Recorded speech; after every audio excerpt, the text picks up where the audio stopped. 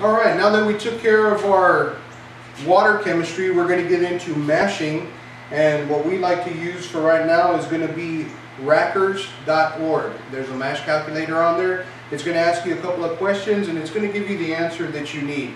Remember, mashing is a process of getting water of a specific temperature, grain from a specific temperature, mixing them together and achieving a temperature. The temperature that we're going to achieve is going to be 153 degrees Fahrenheit. That is very specific to the beer that you're brewing. That's going to happen by what we're going to show you right now. It's going to ask you, what is your mash thickness?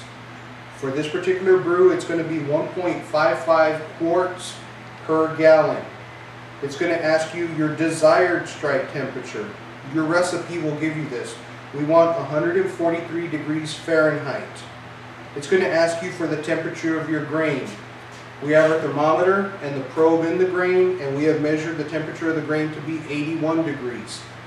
Take those three numbers, add it into your mash calculator and hit enter, and it's going to give you a number. That number is your strike temperature. Strike temperature is 154 degrees. So what we're going to do is, we've already prepared our water so our chemistry is good. We're going to come right around and we're going to stick our thermometer in here and we're going to make sure that our temperature is at 154 degrees. But there is one thing that you need to note. Your mash tun is relatively cold compared to the water that you're going to put into it. So what we're going to want to do is, we do want to achieve 154 degrees in your hot liquor tank, but we want to go about 3 to 4 degrees hotter. When we go from the hot liquor tank into our mash tun, we're going to lose a little bit of temperature. Since our mash tun is made out of plastic, we cannot add any more heat to this. So if we're overheated to start with, we can always lose a little bit of heat and achieve the temperature that we want. Again, that temperature is strike temperature. We want to have 154 degree water in this mash tun.